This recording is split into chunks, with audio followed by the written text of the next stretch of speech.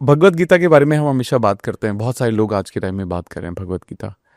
अ, मैं भी अपने माध्यम से हम positivity, law of attraction, manifestation, power of positive thinking, हम इसके आसपास बहुत सारी बातचीत करते हैं। तो मैं सबसे एक सवाल करता हूँ, पहले मैं वो सवाल आपसे करूँगा कि क्या आप लॉ ऑफ अट्रैक्शन या मैनिफेस्टेशन को मानते हैं, और अगर हाँ मानते तो आपका डेफिनेशन क्या है मैनिफेस्टेशन का? लॉ ऑफ अट्रैक्शन तो सही है अगर हम उसको गहराई में समझें और उसकी सीमाओं को, उसकी कंडीशंस को समझें।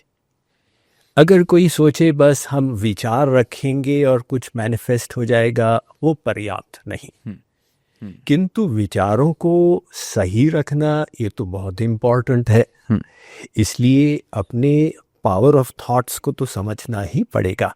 हम्म, मैनिफेस्टेशन क्यों सही है? क्योंकि वो जो सृष्टि है वो चाहती है कि हम सही सोचना सीखें। हम्म, तो हम्म, इसीलिए वो सृष्टि भी खोज रही है अपने कार्य के लिए कोई यंत्र मिले।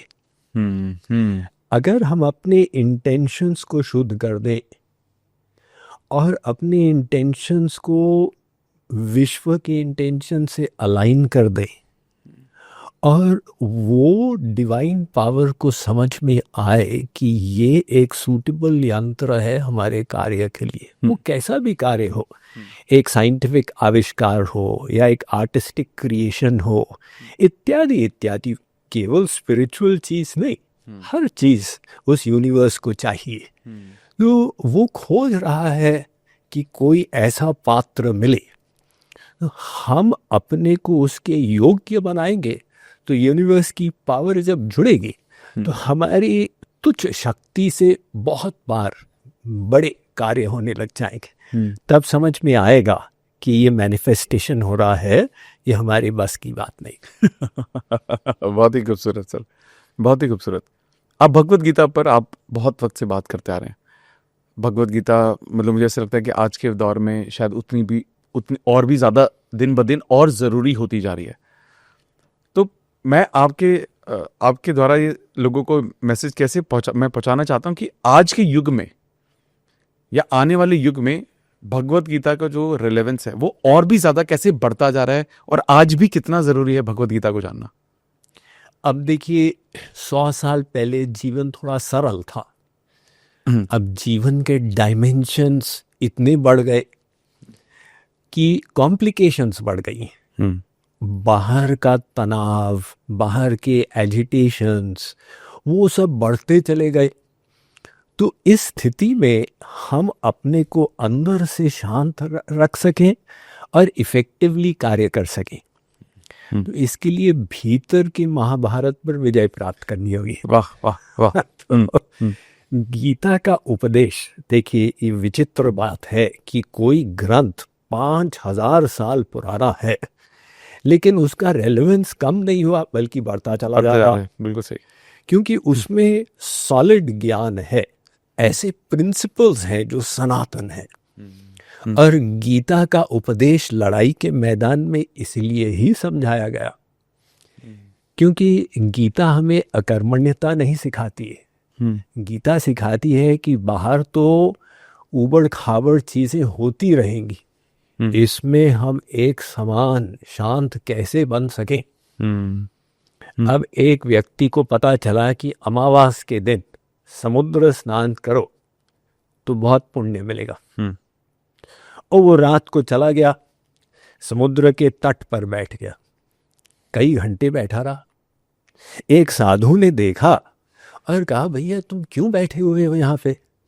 उसने कहा, मैं वेट कर रहा हूँ कि समुद्र शांत हो जाए तो मैं स्नान करूँ। साधु ने कहा, भाई देखो ये तो कभी शांत होगा ही नहीं, इसी में तुमको डुबकी लगानी पड़ेगी। जैसे कहते हैं, न कभी रुकेंगी हवाएं, न कभी बुझेंगे चिराग, चलते रहो, ये तमाशा तो रात भर का है।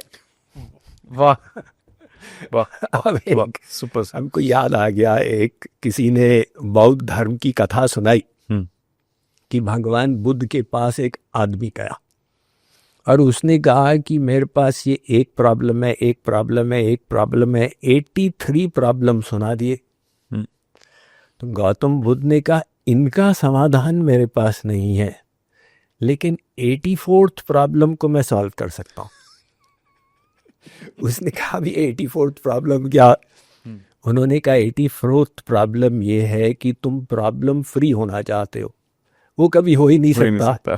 तो बाहर की प्रॉब्लम्स हमेशा रहेंगी। गीता हमें सिखाती है कि इसके अंदर हम भीतर से कैसे शांत हो सके, कैसे हम सही कार्य कर सके और कैसे अपने आत्मा का उत्थान करके अपने जीवन को सफल बनाए।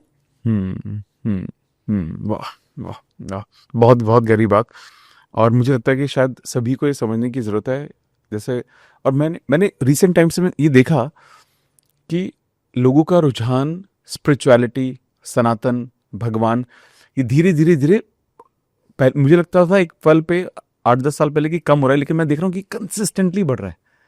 शायद लोगों को भी, आपको लगता है कि लोगों को एहसास है इस बात का कि हमें भगवान के समक्ष होने की ज़रूरत है, उनके करीब जाने की ज़रूरत है एक बेहतर लाइफ के लिए? अमित, जैसे लोगों को समस्याएं आती हैं तो उसका वो उपाय खोजते हैं उसको हैंडल करने का। अब आजकल उनको YouTube इत्यादि के माध्यम से स्पिरिचुअल हेल्प मिल जाती है। अब बाई चांस खोज रहे हैं स्ट्रेस मैनेजमेंट कैसे किया जाए, और सही कोई वीडियो मिल गया, उनको लगता है भाई ये तो हमारे समस्या का सल्यूशन है, तो वहाँ से उनकी यात्रा शुरू हो जाती है। धीरे धीरे ये अवेयरनेस बहुत बढ़ रही है, स्पेशली जो यंग प्रोफेशनल्स हैं उनके अंदर, कि हमको जितना हम अपने स्पिरिचुअल विजडम को बढ़ाएंगे उतना ही जीवन जीने की कला भी आ जाएगी। बहुत ही खूबसूरत, सही।